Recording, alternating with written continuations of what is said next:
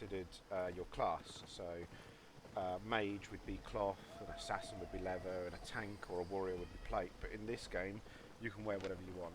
So for instance, I've got 2 plate items, an armour and my boots, but I've also got a cloth helmet.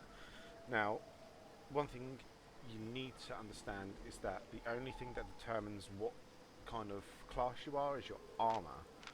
Now bear with me when I say this, is that this is like, so essentially I'm a tank because I've got the plate armour, because if you look on any sort of the auction house or any stats in your destiny table, your boots and your helmet share the exact same stats in forms of like max health, max energy and stuff like that, as the same tier and same enchantment of a different spec. So a cloth helmet will have the same max HP, so say there it's a 5.2 in excellent condition, it's got 307 max HP.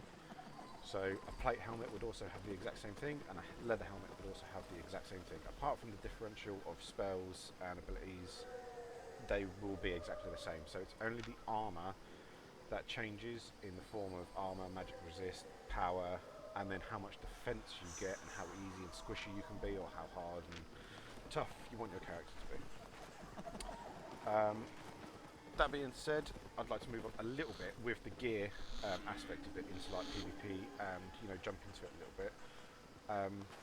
Straight off the bat, you'll be wanting to level up through your destiny table. So for instance, you go down here, you go to swords. I'm leveling swords at the moment. So you're looking down the list and you're going, yeah, brilliant, okay, I want to be level 100, I want all these weapons, and that's great. The problem with this game is that it's full on PvP regardless of how you want to play it. I know people like myself, I've wanted to jump in for PvE, solo dungeons, corruption dungeons and stuff like that, but straight off the bat, corruption dungeons is slight PvP. Tier 4 and 5, you sort of get knocked down, you're not out, you don't lose your gear, but full PvP you will lose everything on yourself. So if you PvP, for instance, with all this gear that I've got, it's not a lot, so if you go to the estimated value down there, it's just under $500,000. So if you go into a red zone or a black zone or a corrupted dungeon higher than tier 5, then if you die, this is all gone. So one tip I will say is that if you're going to start PvPing, you're going to go into the red zone, you're going to go into the black zone, regardless if it's for PvP, PvE, you're farming fame, you're collecting silver, you're collecting money. Always wear something that you can afford to lose. So I normally do it by times 10.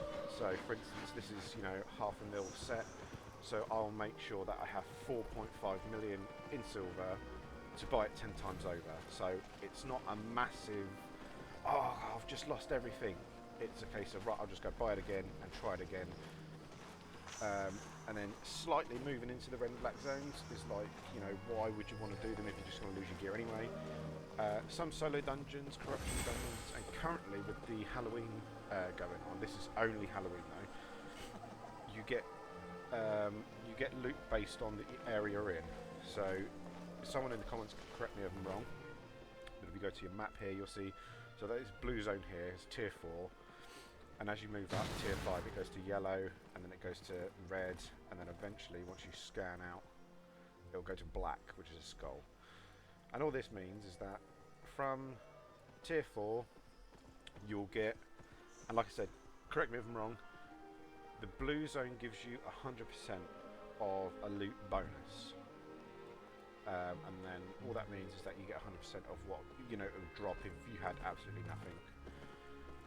Yellow zone I believe is 125%, and then once you move up to the red zone I believe it's 200% extra loot and silver, and then the black zone's 275% extra bonus loot and silver. So they do reflect obviously the risk. If you do a tier 5 yellow zone, you're going to get 120 or 150 extra bonus loot and bonus fame, but obviously if you want to jump into a black zone you're going to get pretty much double that. So you need to figure out what you want to do as well. Plus red zone, black zone is where you're going to PvP. If you're comfortable with PvP already and you're ready to like jump into some dungeons, kill people, obviously make tons of money, make a bad name for yourself, then absolutely brilliant, because there's tons of people in there that do that already.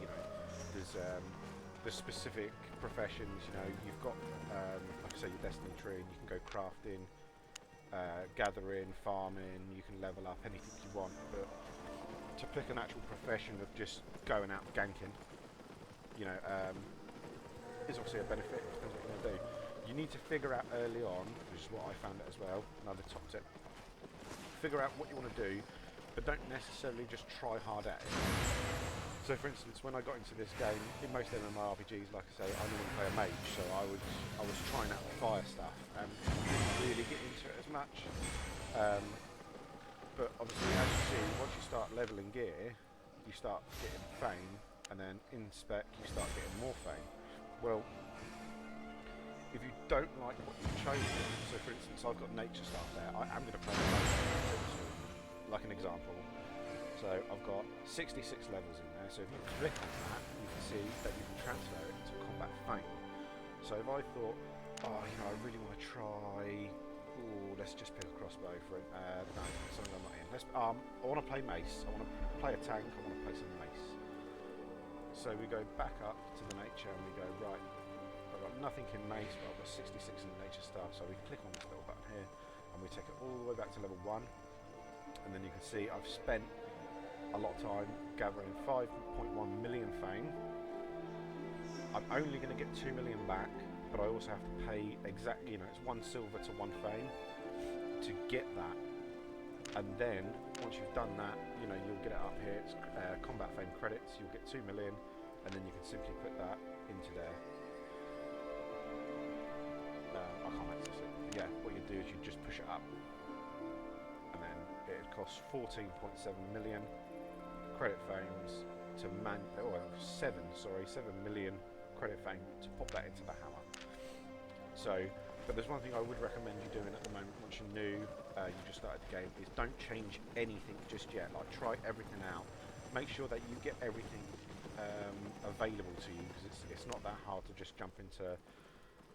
For instance, I've got nothing in Arcanist, but if you go to a level 3 Arcanist, it's 1,600 silver, and then it'll take you about 7 mobs to bump it up to level 4 once you learn through your learning points.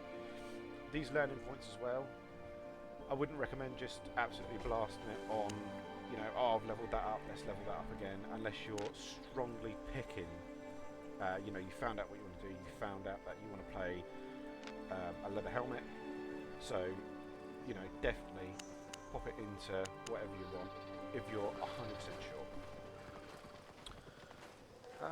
What else we got? You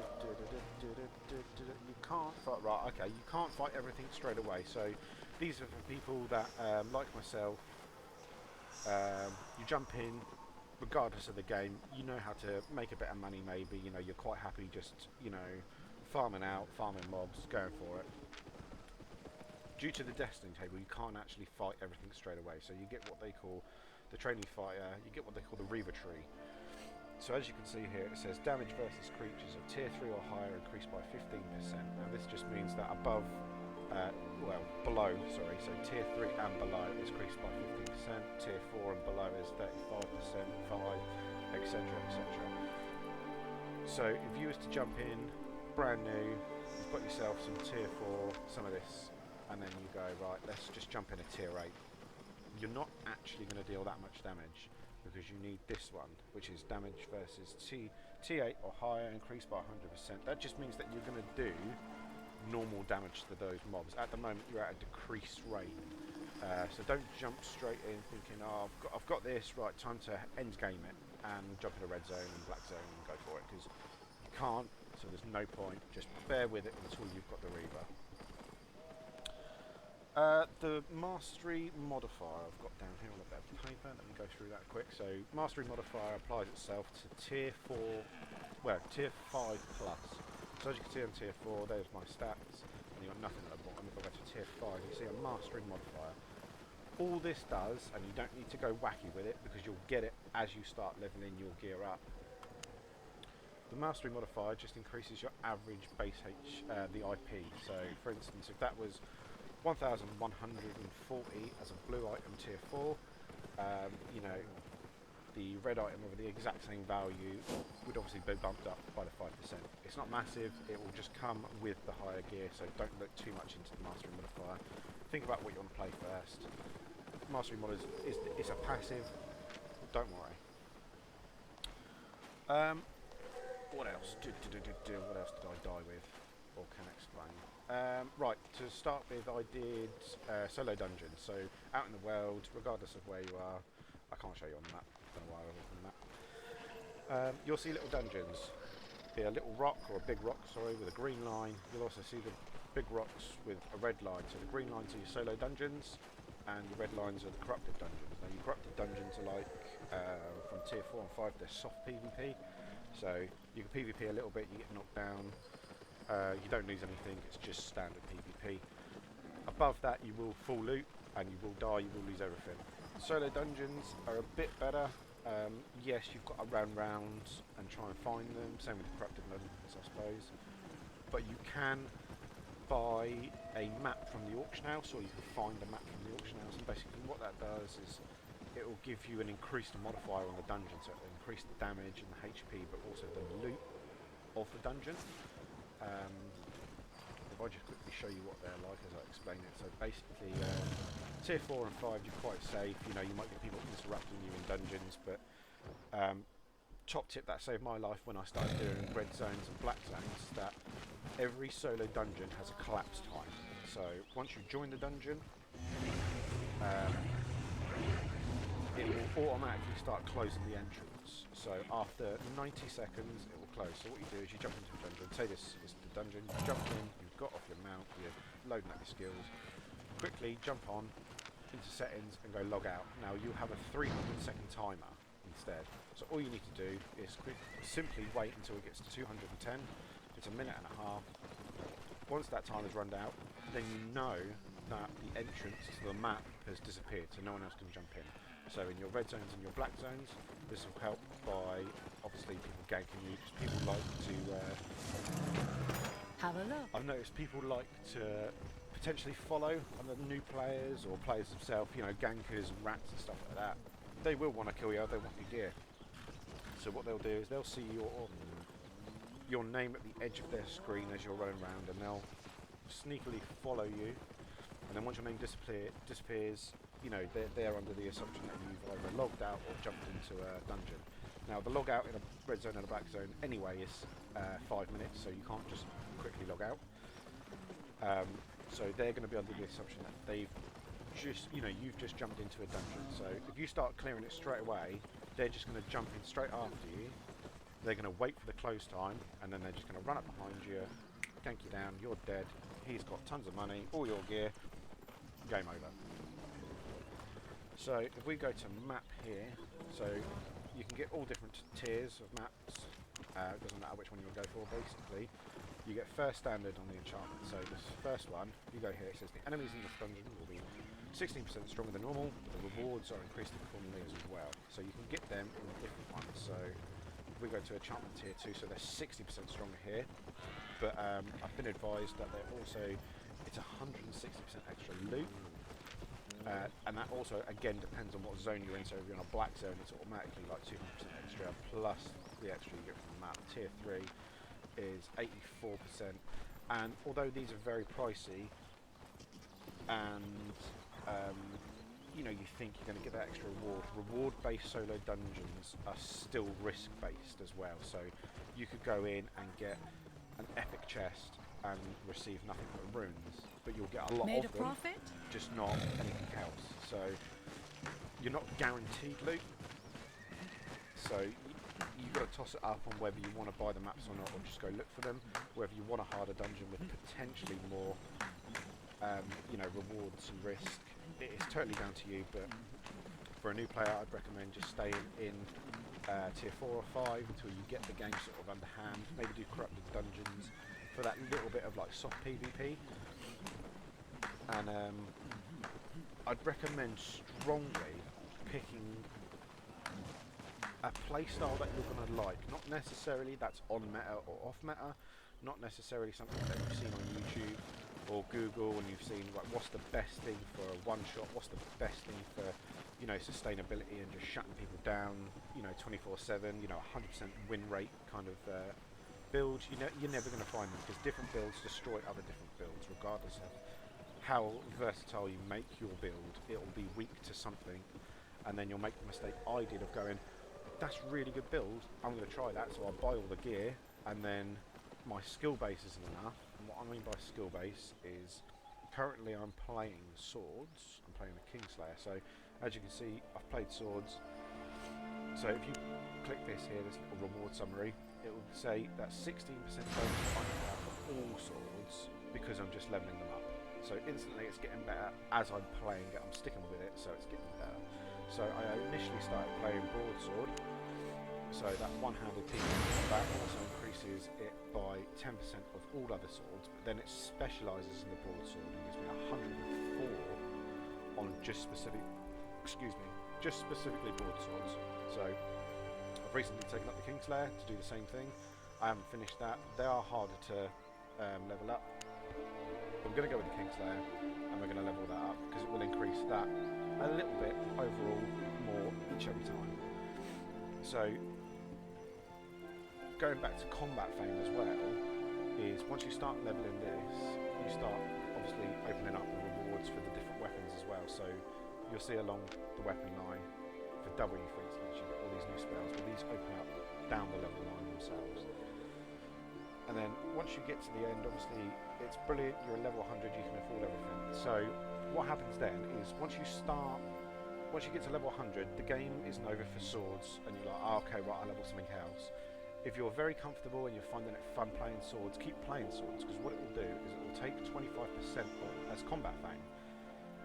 So all that means is that when you're killing mobs or you're playing down and you know you're playing with mates, ganking people, earning fame, you still earn fame through this tree here past the 100. So it'll stay at 100, it won't show you it's going to 100, but it'll give you 25% of all the fame you've earned and it'll turn it into credits.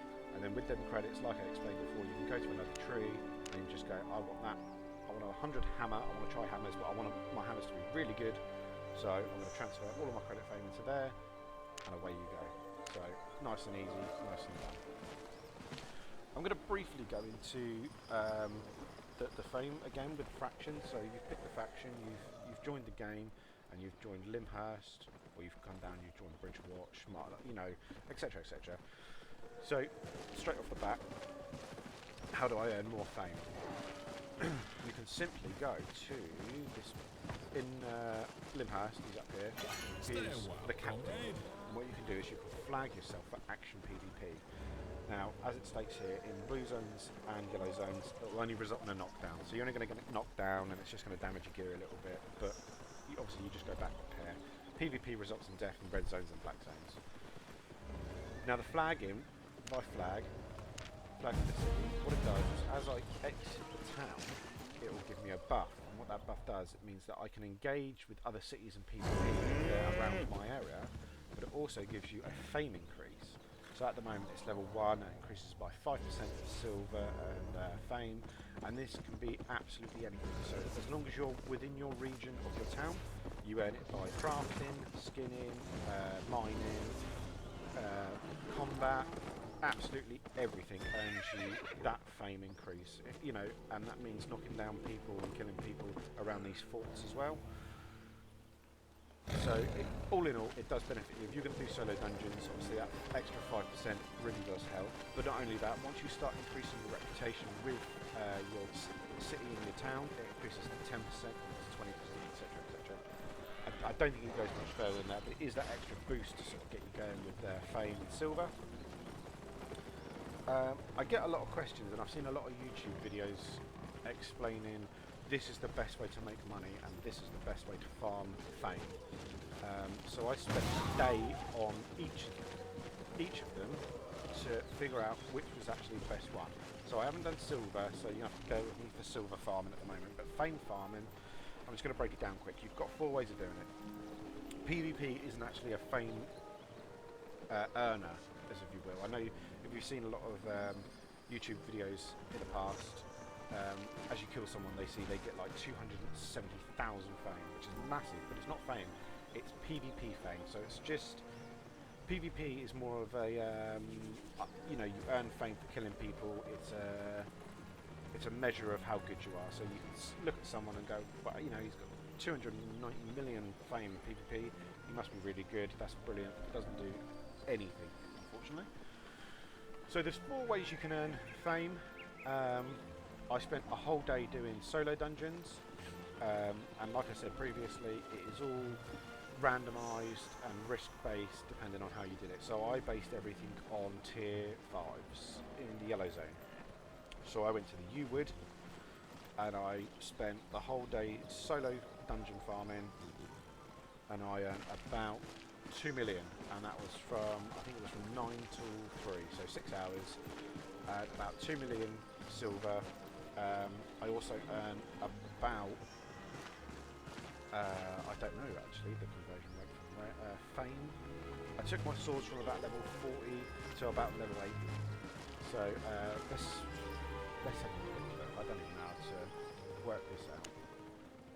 So let's go to swords. What have we got? So 272,000 for 1 level. So say at level 40 it was 200,000. So about 8 million, maybe 10 million fame. That's just an absolute random guess. I know I said it's more fame, it's more silver as well. Let's combine them both. It's silver and fame. So 2 million silver, 10 million fame at an average. And that's for tier 5 for about 6 hours. But like I said, some of those were really lucky. You know, I did get like tier 6 and tier 7 cloaks at a high sort of enchantment, so they sell really well. Also, I did get tons of runes. You'll get silver from crates anyway, but you just get tons of crap. So it's randomised. You're not going to guarantee that you get 2 million a day in silver. I also then the next day tried corrupted dungeons. So corrupted dungeons, I would say, are a little bit better than solo dungeons. Yes, you have the aspect of PvP, but if you're doing it in a tier 5 in soft PvP, you're only going to get knocked out. The bad side to the corrupted dungeon is that you get knocked out of the dungeon as well, so you're going to have to find yourself another corrupted dungeon. The benefit of the corrupted dungeons is that you can keep doing them. As soon as you finish the first one, you just next dungeon, you jump into the second one, so it reduces you looking for the dungeon, the time spent looking for the dungeon, the money lost looking for a dungeon, etc, etc. Another benefit of the corrupted dungeons is if you click on your stats, you can go here and you can see that I've currently got 18,000 in corrupted dungeons, and if you see there it says Hunter tier 5 plus 26%, so that increases your rewards. So the more infamy you get, or infamy, however you want to say it, the more you get, the higher the rewards. So depending on how well you want to PvP alongside your PvE, you can earn massive rewards. So again, it's like solo dungeon, it's kind of randomised on how much and how little you'd get, but I'd say you have a bit more of a direct route with constantly running corrupted dungeons, along with constantly like passively increasing the rewards that you would get. Number 3 is open world stuff. So where have I gone? Where am I? Who's doing this? So if I go to, say I go to U-Word, and I'm like, right, okay, there's nothing going on here. Aspen, right, so you'll see areas along the map sometimes looking like this. They look like a bit of a closed off area. Looks like a camp or a fortress or whatnot. So these are the bits you're looking for, kind of like this. And what these hold mobs that are like tier 4 or 5, but they're elite mobs, and because they're outdoors, you've got more of a risk of people joining in for the kill. You've got more of a risk of, if you're flagged for city PvP, more of a risk of getting knocked down and dying for stealing mobs. But they give massive amounts of fame and silver in correlation with the solo dungeons and corrupted dungeons. So the only downside is, again, like there's always downsides to the upsides. The upside is that one mob in a solo dungeon will say give you 2,000 fame with 100 silver. The corrupted dungeons might give you 1,800 fame, a little bit less, but like I say, you can constantly do it with 90 silver. Outside, an elite mob might give you, say, 15,000 fame with 2,000 silver, but then you need to take into consideration that fights. Other people are going to be joining in for the fight. You're never going to find mobs straight away because other people are going to be doing it because it's massive. They're elite mobs, so they are going to take longer to kill. You're going to take a bit more of a battering depending on your skill and your item base. So everything's into consideration. I did the outside farming for a day as well. I'd have to say overall outside farming increased my fame massively, and I was doing it with crossbows, which if you're watching this and you're not new to the game, it's a horrible way to farm, especially if you're not the bolt casters. So I was doing it with just a snipe bow, so it's one big hit and then you're just passively weak damage, and you know, so I tried to do it with something that was going to take me a long time, but it did massively increase the crossbows. Like I say, in one day, when I started PvP as well, the crossbows are down here. I went from level 10 to 73. So that's one day, you know, 63 points. The silver and the drops, I wouldn't say are as great, but the fame is definitely up there, absolutely massive. And if you can get a build, which I've seen a lot of people, the nature build with a few tank items, they just round up 17, 18 of them, take them down. Obviously they can then change that credit fame into something else. But 1, 2 and 3, corrupted dungeons, solo dungeons, and outside, I would definitely recommend fame farming outside the open world rather than dungeons for fame. Silver, on the other hand, I would personally choose corrupted dungeons. I believe with the passive increase in your percentages, it'll definitely be worth it. One thing people don't consider, excuse me, yeah, one thing people don't consider when they start doing who's the best fame farmer, who's the best silver farmer, is actually Crystal Arena. Now, I've only just started doing this myself. Got the courage. As you can see, I'm only bronze 4, so but it's not really about the rank. I'm not really looking to progress in that. It's more for the items you get. So if you was to sign up, I don't think it's going to show you here. Yeah, it will on the healer. So you get these Tomb of Insights, which give you 5,000 combat points, right? Now, you do get these as a fighter and a healer. The healer just gets more because it's just one. You're just one healer for, you know, one job sort of thing. So you will get more as a benefit from picking healer. If you're just a fighter, you go into it's a simple 5v5, capture the point sort of thing, and then kill each other. You learn points. The guide does list how to play it. Click here, Crystal Arena, what you get. So these Tomb of Insights, no pain, no gain. So if you lose, you do get a tier 2 one, which is still 2,000 points. So for instance, you've jumped into a solo dungeon, you've killed the last boss, and he's dropped 26 bags of 1,000 silver and 28 1,000 tombs. So you get 28,000 tombs there. 28,000 tombs, 28,000 fame in tombs, sorry. So for PvP, the PvP lasts a top, I did a whole day on it again. They last a maximum of about 8-9 minutes each time, these arenas. So when you lose, you get tier 2 tombs, which give you 2,085, but you get about 30, 35 of them. So straight off the bat, if you lose, you get 75,000 fame. For 9 minutes work, depending on how you want to play it.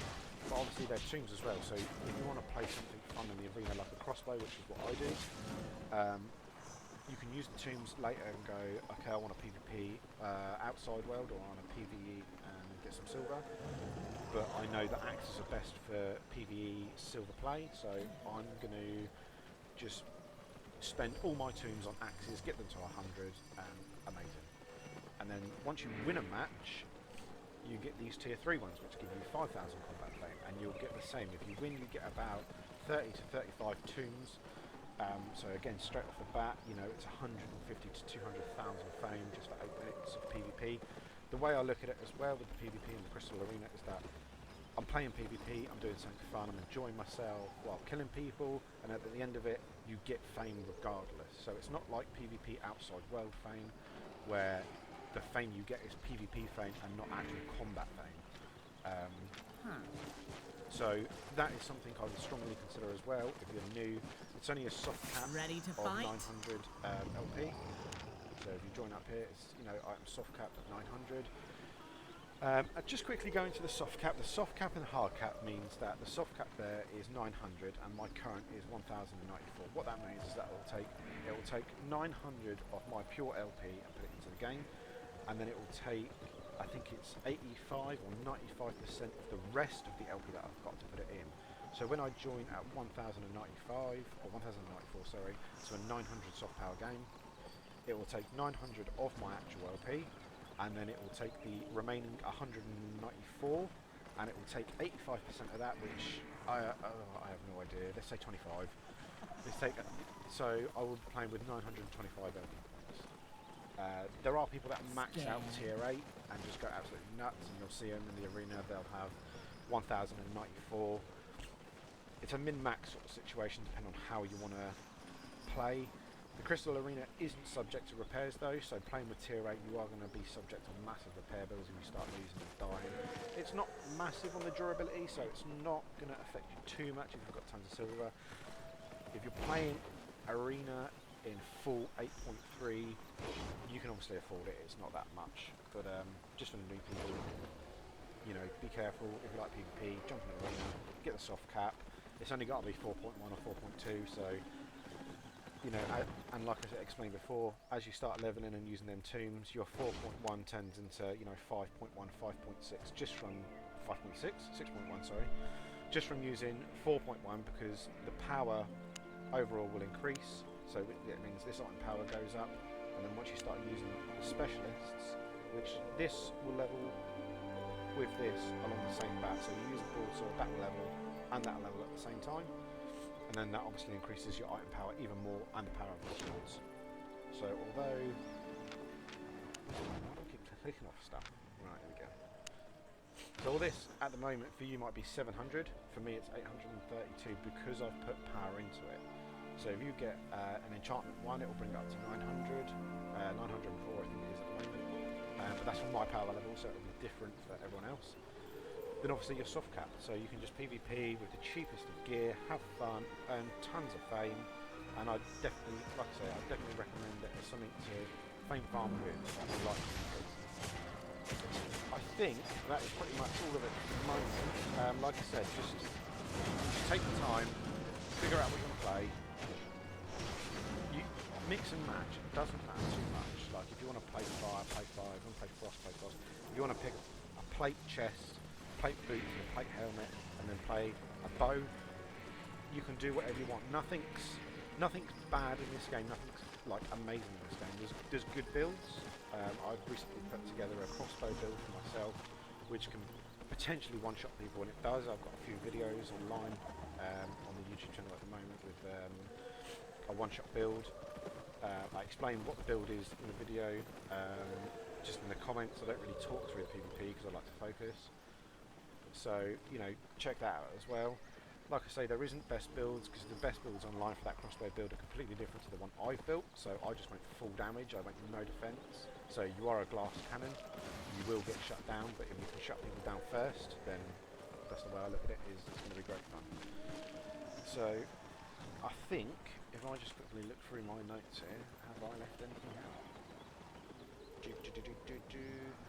There's little bits and bobs that I've left out, but they're nothing massive. So, for instance, if you're in a red and black zone, you've decided to venture out, you want to put on your big boy pants and go for some solo dungeons. If you want to skip it and do what I do, always carry a crafting tool. So I always carry my Skinner dagger. I know it's only level 3 at the moment, but I am leveling up. Don't judge me, I'm still new myself. Then what you do is always leave your mount up. This is one thing I will highly recommend. Even in PvP in the Crystal Arena, always leave your mount up, apart from when you've been attacked. So this is what I mean by leave your mount up. You jump off, you stay within that arena. So these two guards, they're trees. Knock, knock, knock, knock, knock. You take that one down. Knock, knock, knock, knock. There's a guy coming here, he wants to kill you. On your mount, off you go. So depending on what kind of mount you've got, you can be taken off easily. You won't really stand a chance on something like a tiger like this in a group situation. They'll just take you off and they will kill you.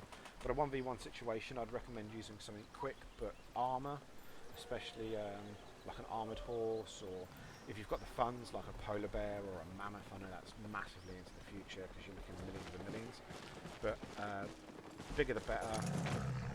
You know, keep yourself safe, keep your mount always around you, especially in the black zones and the red zones, because there are people out there, purely out there, to kill you. But, yeah. What else have I got on my list?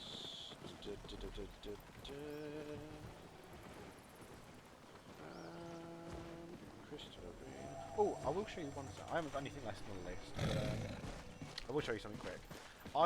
When I started the game, like I say, I was very much pro solo dungeons, staying in the yellow zone. But what I've entered here is the Conqueror's Hall, and you'll have one in every city, and this leads to a portal. Hold on, remove that one, go that one. So these portals then lead to the upper islands. So as you can see, I've entered here, and jump off the map. So I'm no longer in Limhouse. What it's done is it's taken me straight off the map and it's put me up onto the upper islands. And the upper islands are purely black zones, purely full PvP, purely, you know, massive risk everywhere. I don't know where I was going with that. So what this means is that you'll have black zones all around you, which you can exit through the city from the roads, as you can see on the map.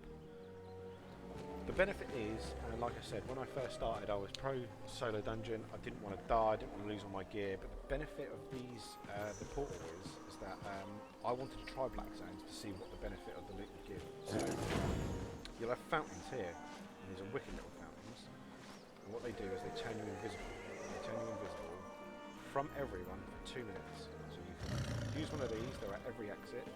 You can jump on out, you can jump into the black zone, and as you'll see, there's absolutely no one that can see you.